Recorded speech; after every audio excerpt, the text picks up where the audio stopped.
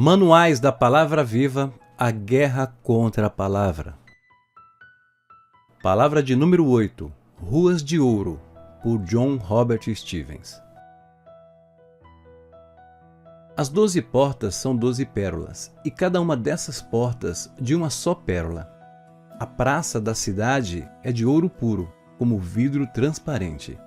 Apocalipse capítulo 21, versículo 21. A maior parte dos cristãos sabe que o livro de Apocalipse é muito simbólico e por isso não estão esperando uma cidade com portões de pérola e ruas de ouro. Essa passagem é um quadro simbólico da Nova Jerusalém, a Cidade Santa, na qual as ruas são ouro puro, refinado a ponto do ouro ser como vidro transparente. Este ouro puro simplesmente simboliza a palavra de Deus. A palavra de Deus para nós é como ouro refinado pelo fogo. E tanto agora como nos dias por vir, andamos sobre a palavra que é purificada, a palavra que é testada e provada em nossos corações. À medida que estudarmos algumas passagens importantes relacionadas a esta verdade, veremos mais claramente este significado simbólico. Nós nos lembraremos das grandes hostes com suas coroas de ouro puro. Essas coroas de ouro representam a palavra que tem sido refinada nos cristãos, levando-os à mente de Cristo. Em 1 Pedro, capítulo 1, versículos de 3 a 9, nós lemos: Bendito Deus e Pai de nosso Senhor Jesus Cristo, que segundo a sua muita misericórdia nos regenerou para uma viva esperança, mediante a ressurreição de Jesus Cristo dentre os mortos, para uma herança incorruptível, sem mácula e inacessível, reservada nos céus para vós outros que sois guardados pelo poder de Deus, mediante a fé, para a salvação preparada para revelar-se no último tempo. Nisso exultais, embora no presente, por breve tempo, se necessário, sejais contristados por várias provações, para que, uma vez confirmado o valor da vossa fé, a palavra que Deus tem dado, muito mais preciosa do que ouro perecível, mesmo apurado por fogo, redunde em louvor, glória e honra na revelação de Jesus Cristo, a quem não havendo visto amais, no qual, não vendo agora, mas crendo, exultais com alegria indizível e cheia de glória, obtendo o fim da vossa fé, a salvação da vossa alma. Essa linda passagem nos mostra que nossa fé será provada pelo fogo. O caminhar com Deus neste tempo do fim está envolvido numa grande guerra contra a palavra. Deus permite que o teste venha e Satanás se torna o instrumento pelo qual a palavra de Deus é vagarosa, mas certamente refinada no cadinho de sua vida, assim como o ouro é provado no fogo. A palavra de Deus que está vindo nessa hora está sendo provada. Qualquer pessoa pode receber uma palavra do Senhor e no culto seguinte pular e começar a profetizar. Mas será que essa pessoa, depois de uma semana de fogo, profetizará esta palavra de novo? Ou Satanás será capaz de arrancar a palavra dela? Esta palavra será refinada? Ou será lentamente abandonada? Ao ser refinada, a palavra é gravada com fogo nas tábuas do seu coração. 2 Coríntios capítulo 3, versículo 3. Ou seja, isto implica num processo definitivo. Primeiro vem uma palavra que o abala e inspira. O Espírito Santo a desperta em você e ela então se torna viva. Mas à medida que você medita sobre ela, o inimigo começa a batalhar contra você. Vagarosamente, mas com toda certeza essa palavra deixa de ser apenas um pensamento inspirador, uma revelação inspirada. Ela se torna uma palavra viva. Uma revelação é diferente de uma palavra de Deus. Uma revelação que lhe seja pregada só se torna uma palavra viva quando for confirmada e testada, provada e refinada em seu coração. Nesse processo de refino, sua fé se torna também como ouro, porque ela e a palavra são inseparáveis. Crer na palavra é um tipo de fé, mas quando você é provado nesta palavra, o elemento humano finalmente é retirado e o ouro puro permanece. O que significa ter o elemento humano retirado por refinação? Você pode ter duas próprias ideias, conceitos e interpretações acerca da palavra, mas depois que Deus a refina, ela deixa de ser uma opinião sua, um conceito seu. Ela passa a ser a palavra de Deus, escrita nas tábuas do seu coração. A razão não entra mais em cena decidindo aceitá-la ou rejeitá-la porque o elemento humano foi queimado dela. Você anda nela porque a palavra é o ouro sob os seus pés na cidade que Deus está construindo para o seu povo. Você fica em pé, anda e viverá pela eternidade, não sobre as bases do que você aceita ou rejeita, mas sobre as bases de uma palavra escrita em seu coração. A palavra é seu pensamento, a palavra é sua vida, ela se torna tudo para você. Mas até que o elemento humano seja retirado de você através desse processo de refinação, você ainda retém em sua mente o pretenso direito de aceitar ou rejeitar essa palavra. Ao crer nessa palavra enquanto passa pelo fogo, você alcança um ponto onde não há e nunca haverá questionamento sobre a palavra. A guerra contra a palavra para você acaba. Satanás não pode mais tomá-la de você porque você se tornou uma epístola viva. Você se tornou a palavra viva. Satanás não pode destruí-la porque você se tornou a própria palavra. Ela não só foi incorporada em sua vida, como se tornou o princípio pelo qual você vive. Ela é a sua vida. As palavras de Deus são espírito e vida para você.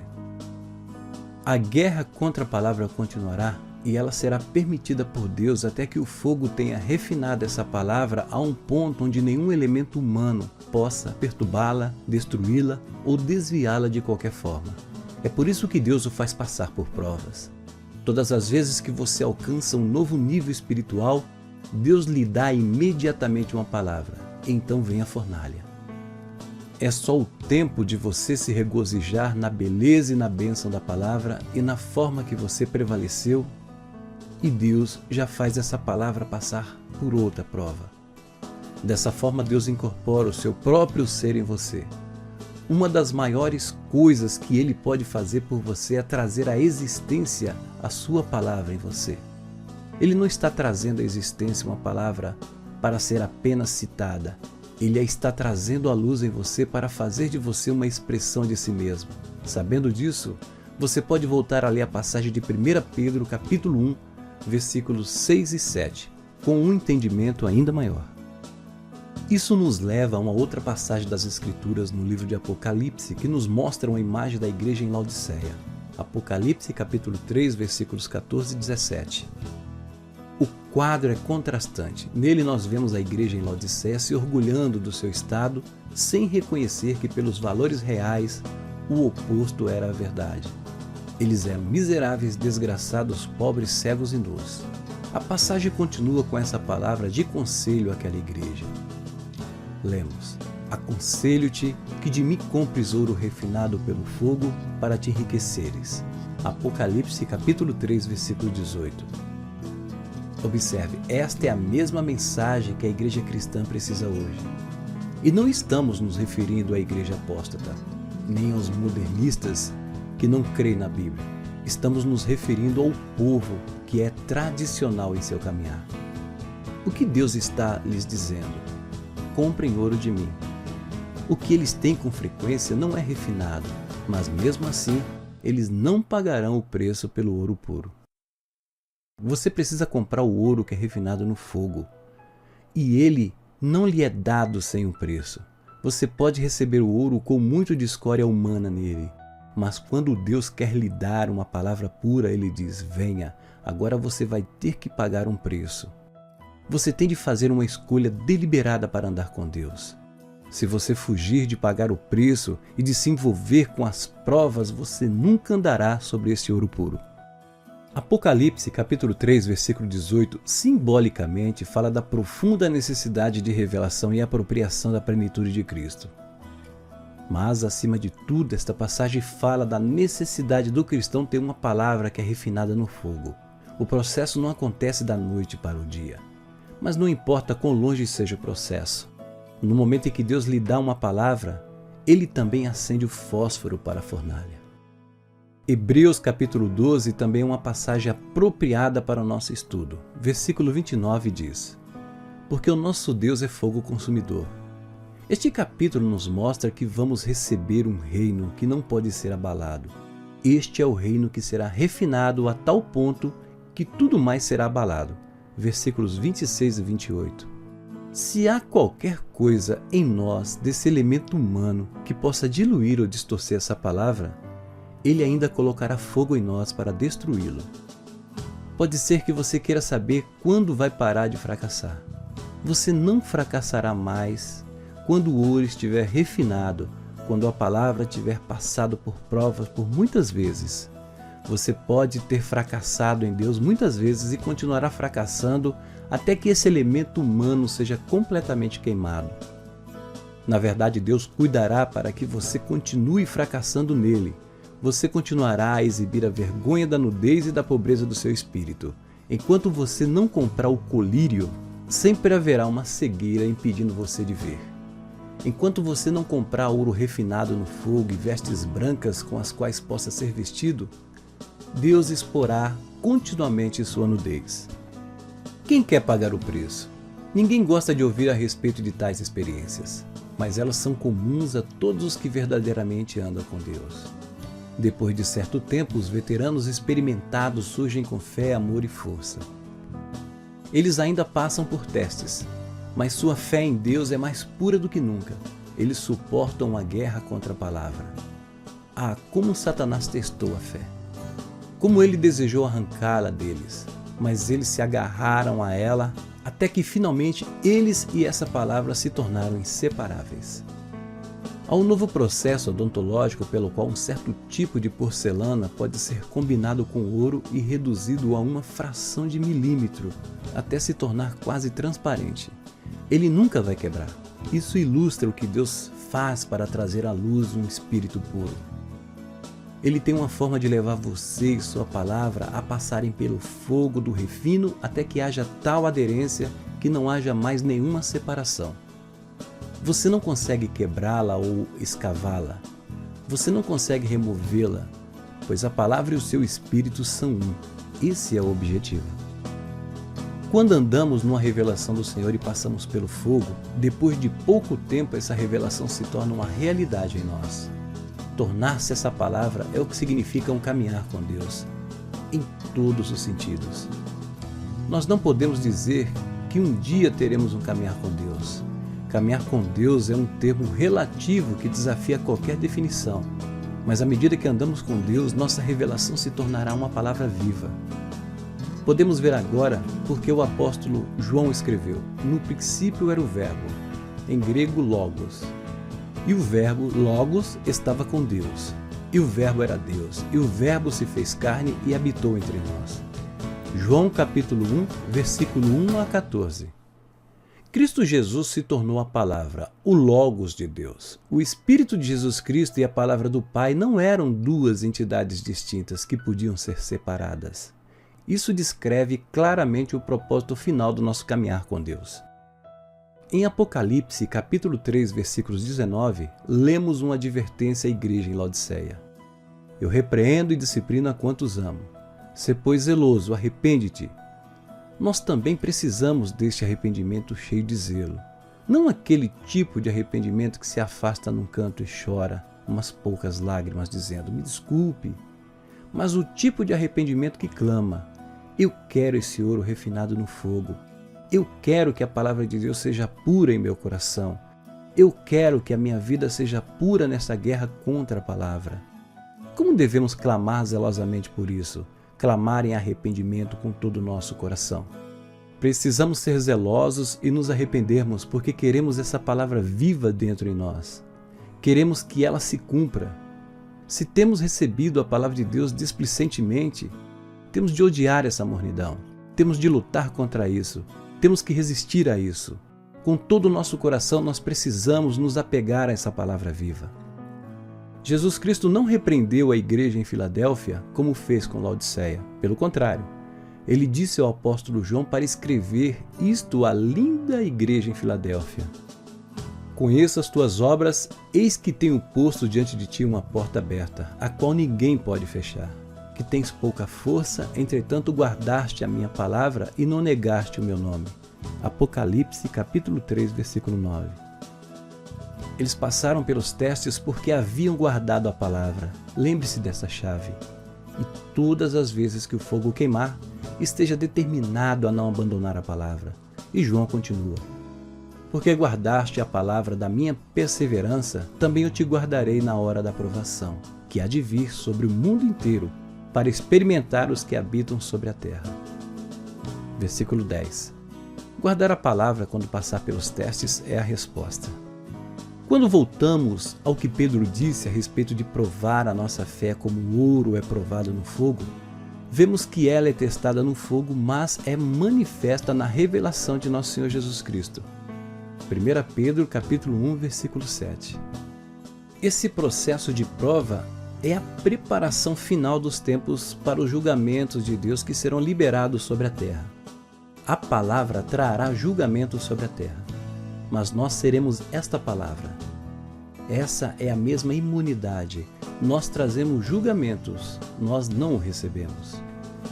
João teve uma visão do trono de Deus e escreveu em Apocalipse capítulo 4, versículo 4. Ao redor do trono há também 24 tronos e assentados neles 24 anciãos vestidos de branco, em cujas cabeças estão coroas de ouro. Se as ruas de ouro simbolizam a palavra que tem sido refinada no fogo, podemos entender que as coroas de ouro também são uma palavra que tem sido tão purificadas que a mente carnal não interfere mais para contestar essa palavra, para diluí-la, desviá-la ou enfraquecê-la. As coroas de ouro significam a mente de Cristo que nos coroa depois do processo de refino. Para receber uma palavra, primeiro a revelação dela tem de nascer em seu coração. E não precisa ser uma palavra pessoal. Você pode simplesmente ouvir o que Deus está fazendo na terra, ou ouvir as profecias que vêm num culto, ou abrigá-las em seu coração. Então a experiência da fornalha começará, pois essa palavra terá de ser refinada como ouro puro. O elemento humano precisa ser removido dela. Em nosso estudo acerca do ouro, podemos encontrar muitas ilustrações significativas nos objetos que foram cobertos com ouro para o templo. A Arca da Aliança provê uma linda ilustração. Ela foi feita de madeira de acácia coberta de ouro, simbolizando a palavra de Deus. Dentro da arca foi colocada a antiga aliança da lei, indicando que a própria presença de Deus deveria ficar para sempre, com a palavra que ele lhes tinha dado. Sua presença e sua palavra teriam de ser inseparáveis. A glória de Deus repousava sobre o propiciatório entre os dois querubins, uma manifestação muito peculiar da presença do Senhor na terra. Como isso deve ter sido lindo! Mas a característica significativa da arca para este nosso estudo eram as pequenas argolas dos lados que seguravam os varais pelos quais ela era carregada. Sempre que o tabernáculo era movido no deserto, os sacerdotes a carregavam sobre os ombros para o próximo lugar onde deveriam acampar. Isso simbolizava o fato de que a presença de Deus era móvel em suas vidas. Eles carregavam a arca até mesmo nas batalhas.